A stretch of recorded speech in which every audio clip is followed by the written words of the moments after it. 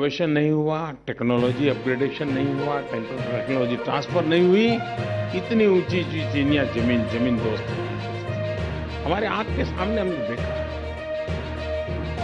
कि एक जगह पे होता है तो दूसरी जगह पे नहीं होगा, ऐसा नहीं है। और इसलिए इनोवेशन निरंतर आवश्यक होता है और वो भी इंडिजीनियस ही इनोवेशन हो सकता है। बिकाऊ माल से तो कोई इनोवेशन हो ही नहीं सकता है।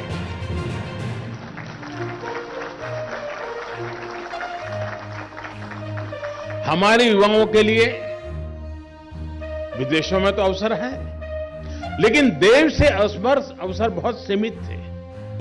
परिणाम यह हुआ कि कभी दुनिया की अग्रणी सैन्य ताकत रही भारतीय सेना को राइफल जैसे सामान्य अस्त्र तक के लिए विदेशों पर निर्भर रहना पड़ा और फिर आदत हो गई। एक बार एक मोबाइल फोन की आदत हो जाती तो फिर कोई कितना ही कहे कि हिंदुस्तान का बहुत अच्छा है, लेकिन मन करता है यार छोड़ो वही ठीक रहेगा। वो आदत हो गई है। उस आदत को बाहर निकालना तो एक प्रकार से मनोवैज्ञानिक सेमिनार भी करना पड़ेगा। सारी मुसीबत मनोवैज्ञानिक है जी।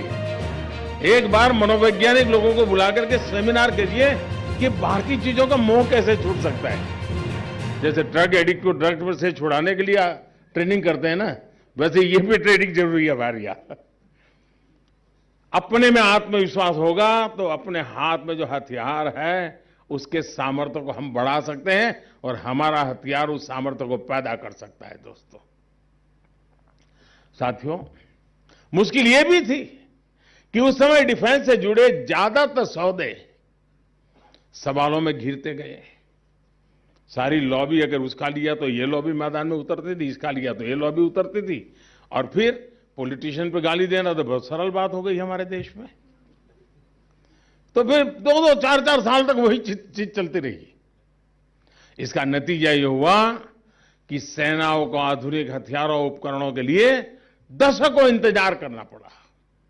साथियों, डिफेंस से जुड़ी हर छोटी छोटी जरूरत के लिए विदेशों पर निर्भरता हमारे देश के स्वाभिमान, हमारे आर्थिक नुकसान के साथ ही रणनीतिक रूप से बहुत ज्यादा गंभीर खतरा है।